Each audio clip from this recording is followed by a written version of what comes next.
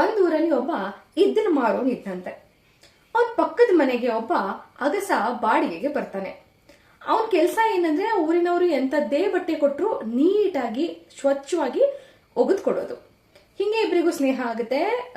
ತುಂಬಾ ಚೆನ್ನಾಗಿ ಅಡಿಗೆ ಮಾಡ್ತಾ ಇರ್ತಾನೆ ಅಗಸ. ಅದ್ರ ರುಚಿ ಇದ್ಲು ಮಾರೋನ್ಗೆ ಹತ್ಕೊಂಡಿರುತ್ತೆ. ಇಬ್ರಿಗೂ ಒಳ್ಳೆ ಬಾಂಧವ್ಯ ಬೆಳೆದಿರುತ್ತೆ.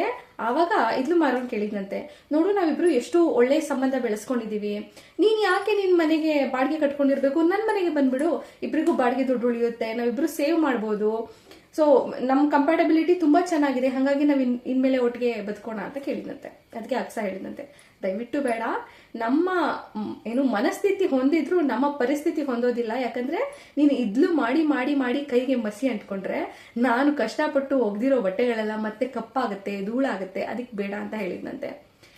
ನಮ್ಮ ಲೈಫಲ್ಲಿ ಬರೋ ಸ್ನೇಹಿತರಾಗ್ಲಿ ಸಂಗಾತಿಗಳಾಗ್ಲಿ ನಾವ್ ಯಾರನ್ನ ನಮ್ ಜೊತೆಗೆ ಇರ್ಬೇಕು ಅಂತ ಚೂಸ್ ಮಾಡ್ಕೊಂತೀವಲ್ಲ, ಓ ನಮ್ಗೆ ಇದಿಷ್ಟ, ನಾವಿಬ್ರು ಇದೇ ವಸ್ತುವನ್ನ ತುಂಬಾ ಇಷ್ಟಪಡ್ತೀವಿ ಅಂತ ಯೋಚನೆ ಮಾಡೋಕ್ಕಿಂತ ಮುಂಚೆ ಅದ್ರ ಆಚೆಗೆ ನಾವು ಬದುಕೋಕೆ ಶುರು ಮಾಡಿದಾಗ ಯಾವ್ಯಾವ ವಸ್ತುಗಳು ಇಬ್ಬರಿಗೆ ಹೊಂದಾಣಿಕೆ ಆಗುತ್ತೆ ಅನ್ನೋದನ್ನ ಯೋಚನೆ ಮಾಡ್ಬೇಕಾಗತ್ತೆ ಅನ್ನೋದು ಈ ಕಥೆಯ ಅರ್ಥ.